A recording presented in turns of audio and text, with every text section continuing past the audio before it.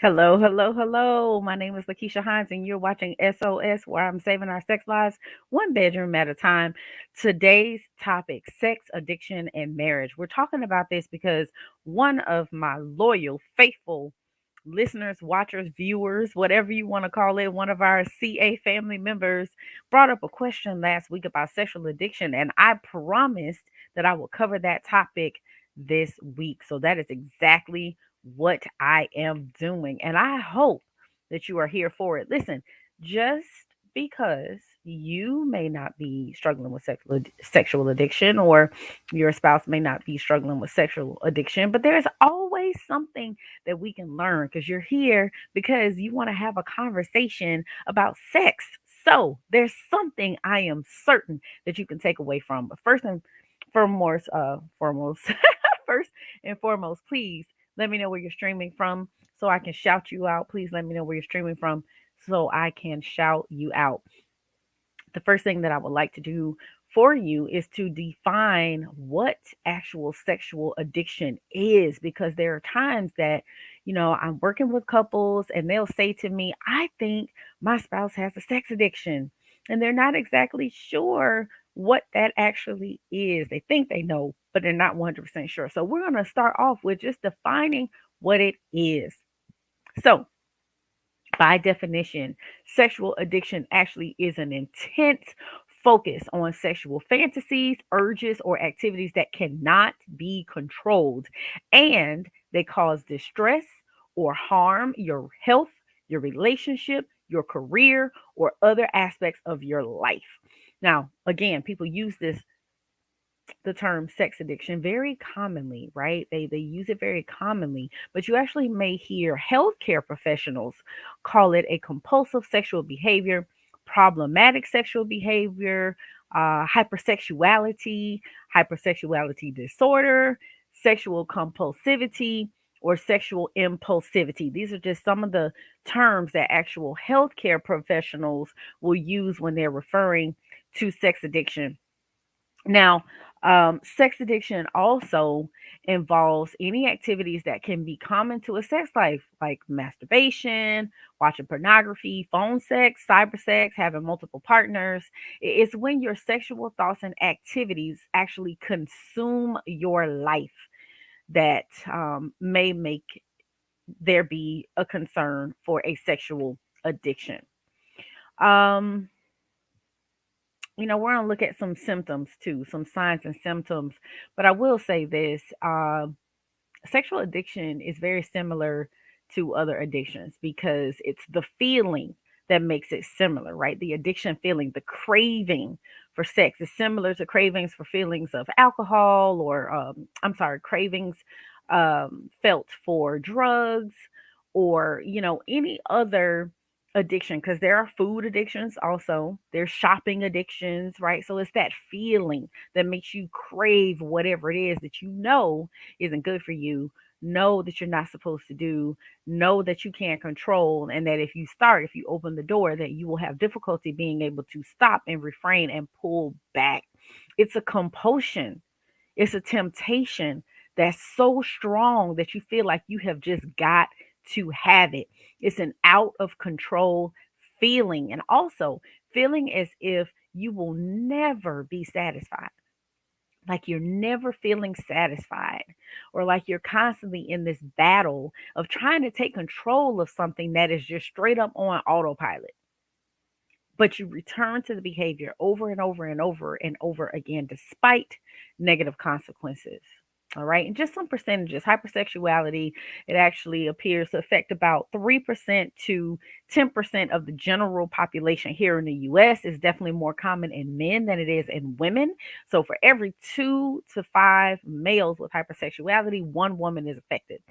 Sexual addiction typically begins on average around 18 years old, and most individuals don't reach out for professional help until age 37. Oh my gosh. So I married a math major, you all, so that I didn't have to do math. Like that's not the only reason, but that's one of the main reasons why I married a math major, so I don't have to do math. But that's roughly 20 years.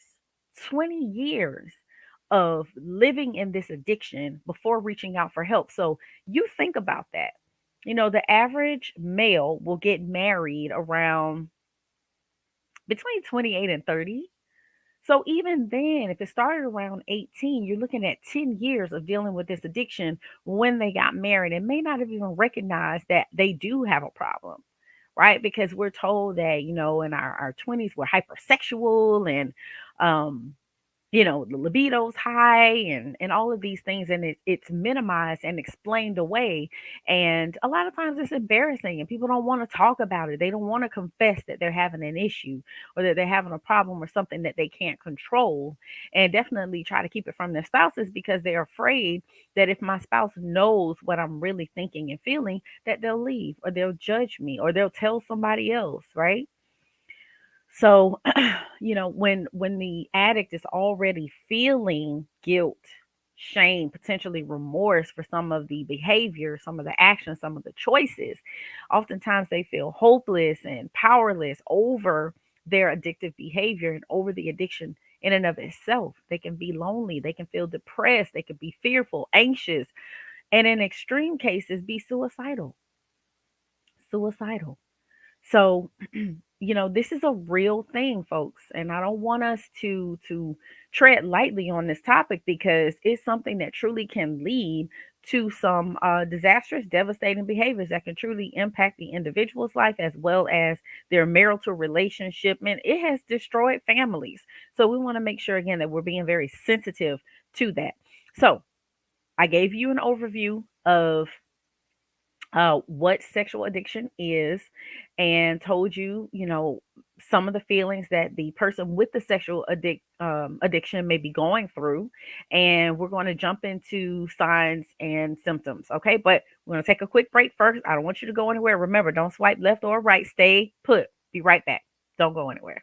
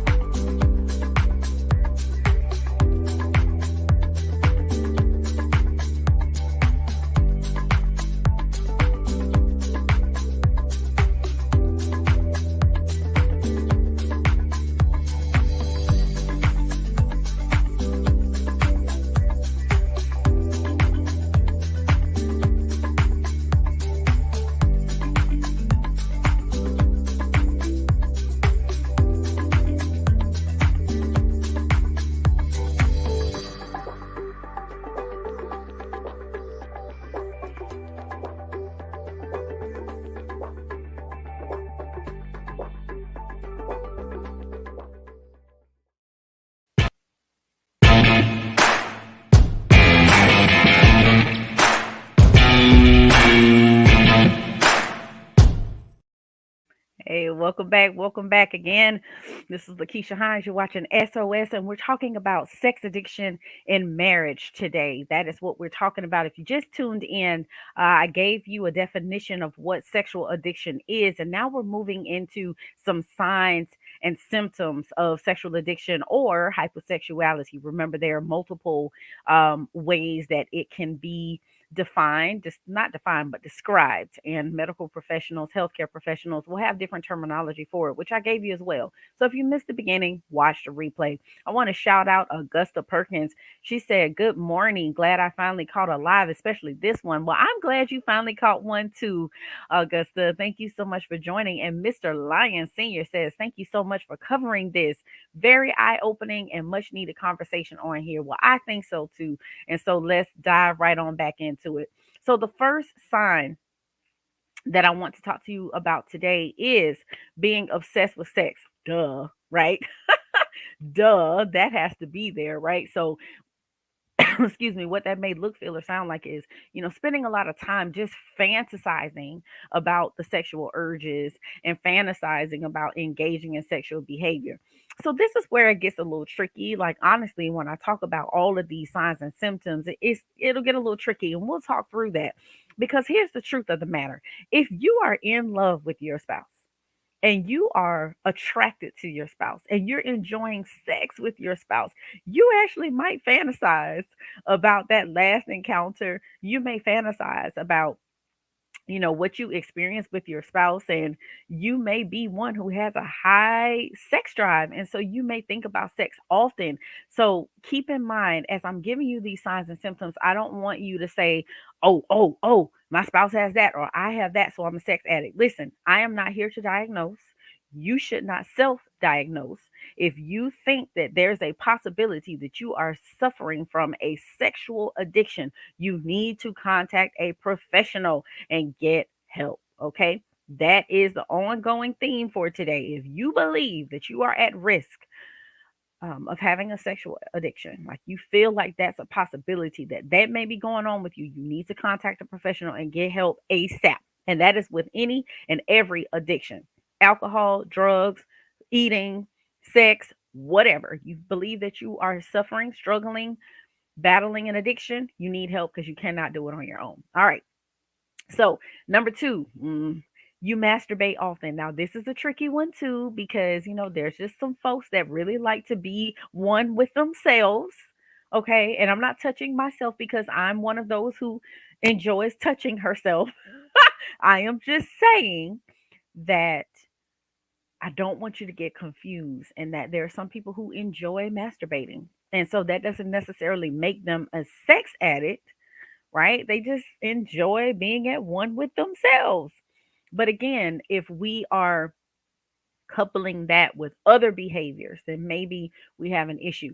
So now, when I say masturbate often, that's another thing too, because sometimes people define that very differently, and the number is different for everyone, right? But when I say masturbate often, we're talking about once to several times per day. Once to several times a day. So literally masturbating at least once every single day. So that's often. That is often. And so, that may be something that may be cause for pause. Okay.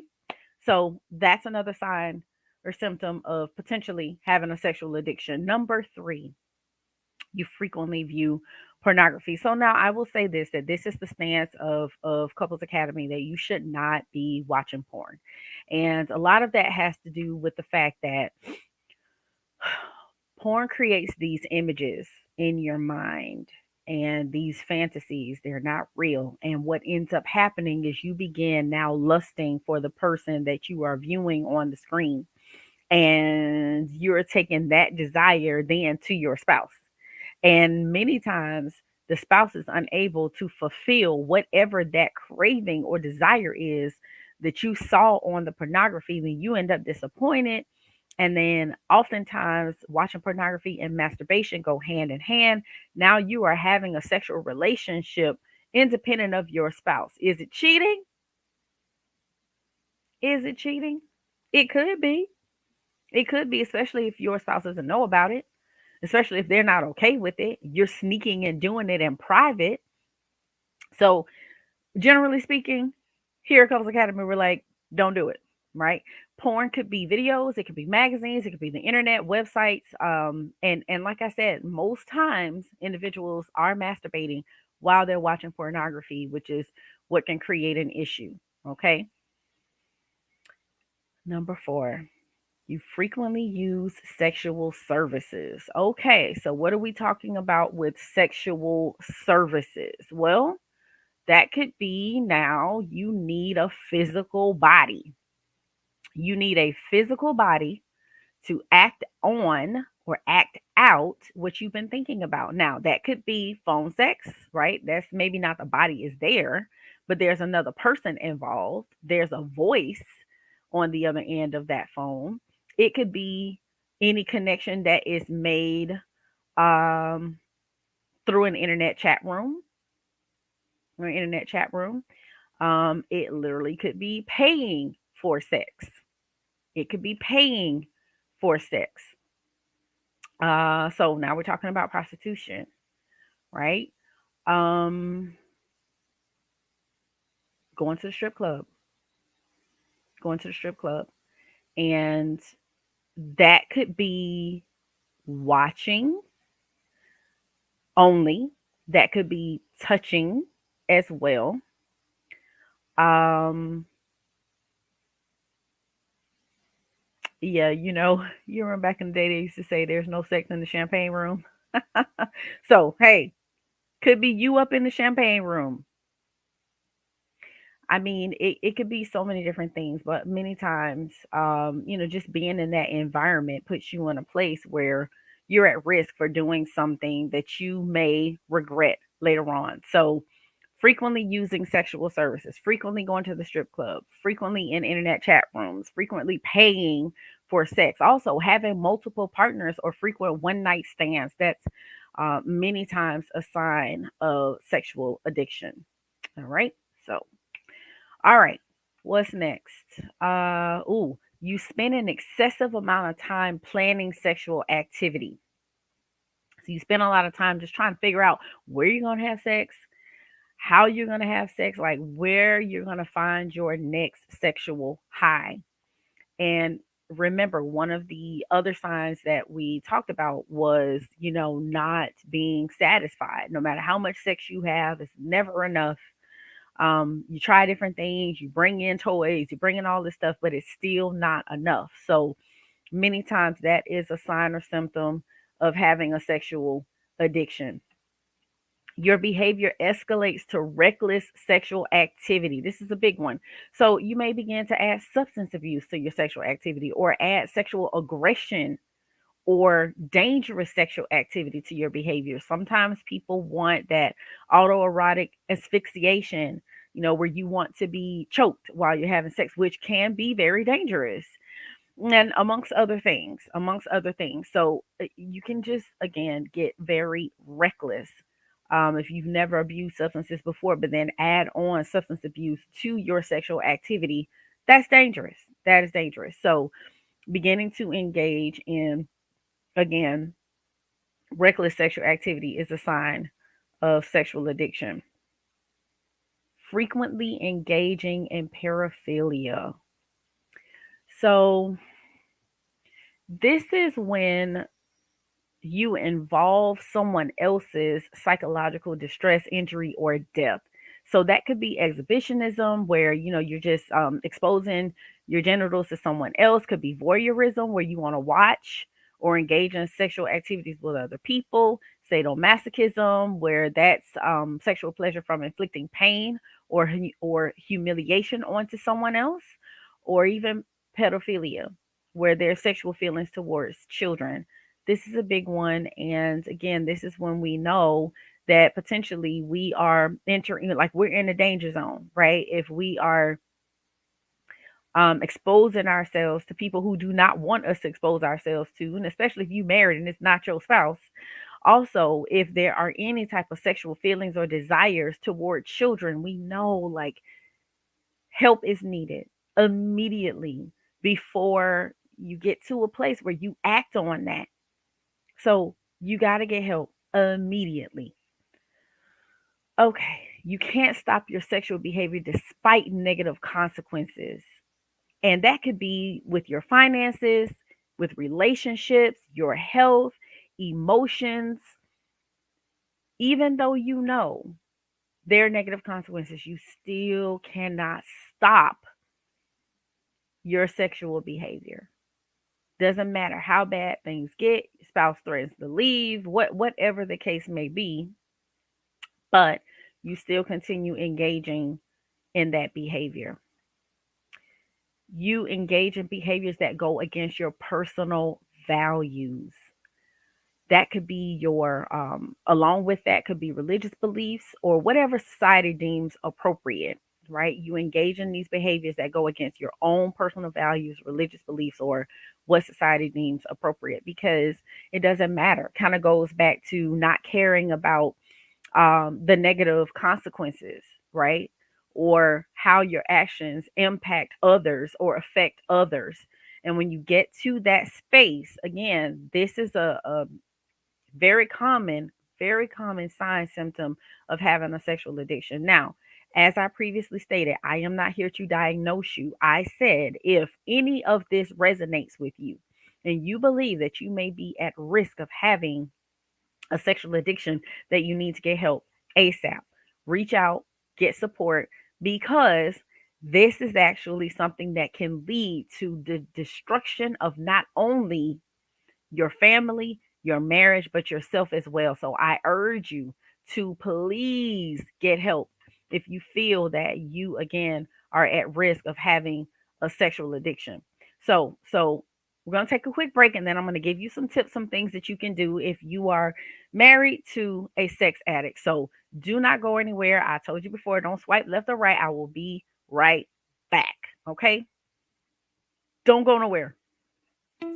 We're really excited about Foundation. It is a new group program where couples are gathering from all around the world twice a week, couples who just want to have a thriving, successful, amazing marriage. No really well-built house is built without a foundation. As a matter of fact, without a foundation, it can't stand. It would just crumble right into the ground. We are going to interview experts and other successful couples so that you can get a glimpse into the lives of other people who are doing what it is that you desire to do, who have and who are accomplishing what it is that you want to accomplish. And we also have over 500 videos available for you to watch of all of our teaching. Everything that we've ever done, every topic that we've ever covered will be accessible to you. So guys, if this sounds exciting to you and if this sounds like something you've been waiting for, go ahead and just give it a try.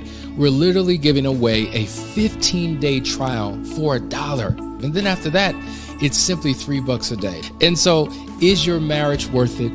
Is your future worth it? Join the community today. Just click that button and meet us on the other side.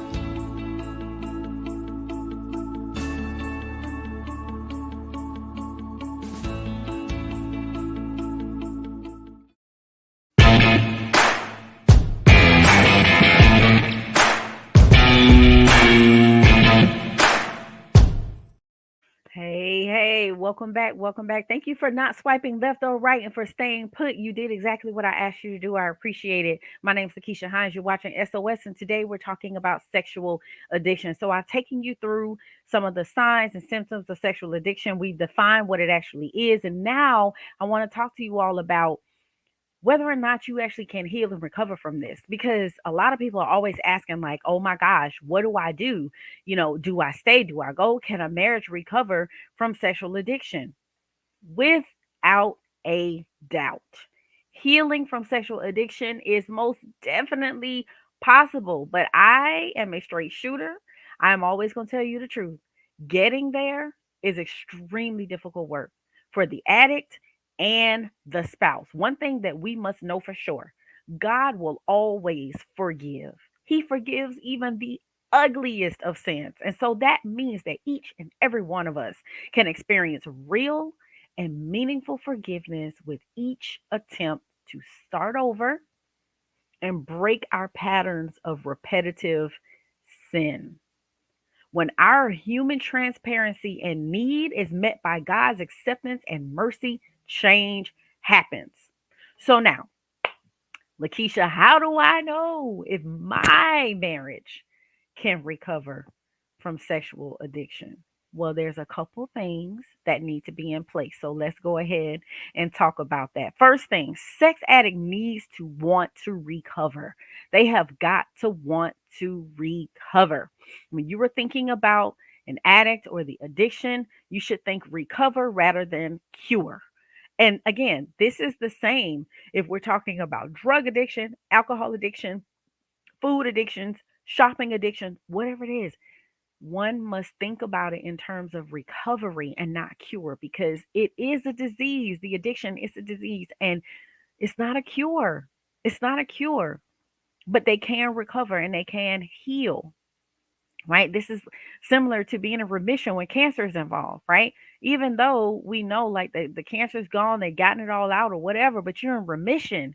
And unfortunately, there is a possibility that it could return. Just like with an addict, there's a possibility that they might get to a point where those cravings become overwhelming and they get very, very loud. But the addicted person, they have to come to a point in their process where they hurt enough to come to the conclusion that they want their peace of mind more than anything else.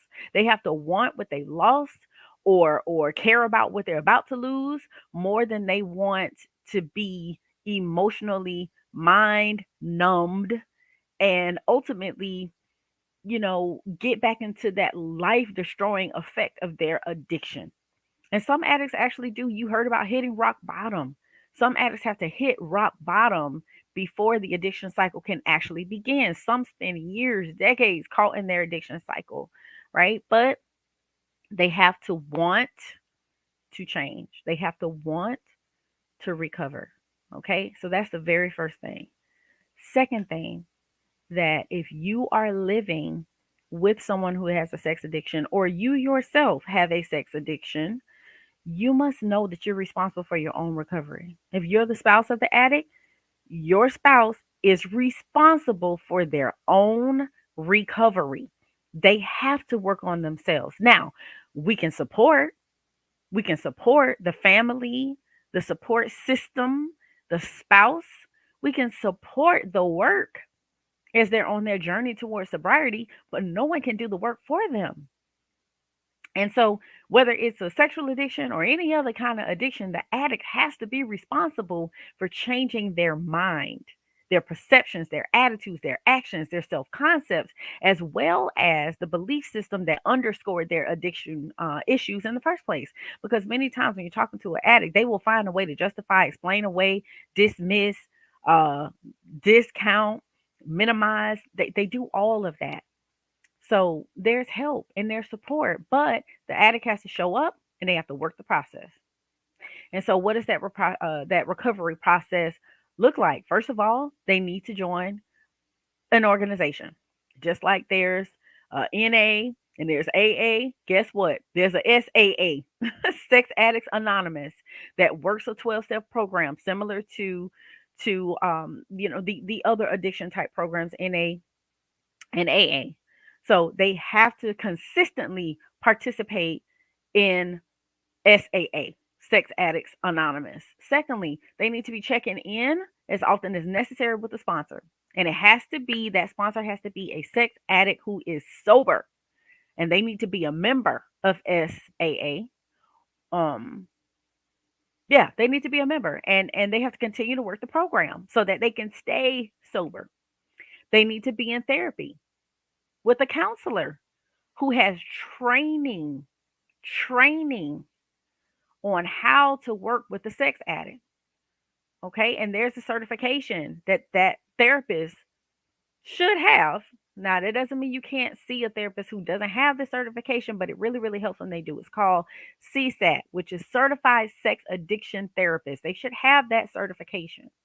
And then they have to realize that it takes time and it takes allegiance to the program and to God. There has to be belief and dependence on a higher power because with addiction, there has to be a leaning in and connecting to something that is bigger and greater than themselves because they have to understand that they cannot do it by themselves. And they have to understand that attaining and maintaining sobriety involves a daily commitment.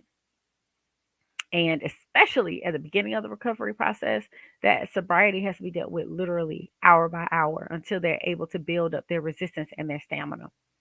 So I want to talk with the time that we have left just quickly. The spouse has their own road to recovery. They have their own road to recovery. A lot of times the spouses are considered to be codependent. What's codependency? It is literally a psychological condition. And it's a relationship where a person is controlled or manipulated by another person who is affected with a pathological condition like addiction. Okay. So they are controlled or manipulated by the addict. All right. And yeah, so they need their own recovery process too, just like with AA and NA. There's Al-Anon, there's all these things for alcoholics, the spouses and the children of an alcoholic because they know they need support too. And so, as a spouse, you have a choice to make. Are you down for the ride? Are you down for the struggle? Because it is a rough road to healing. But you got to make up your mind. If this is what you want to do, be in 100%, because there are going to be times where you want to tap out. And you also will have to connect with the higher power so that you have strength to do what you need to do and get into a support group. Make sure that you have a community that can support you. So you definitely can recover. A marriage can recover from sex addiction. But those factors that lead to that are you need a higher level and new kind of communication. You have to accept, right? Accept as an addict that you broke the covenant of marriage, and you have to be willing to accept responsibility. The addict also has to work to rebuild trust in their spouse, and it takes time, a whole lot of time.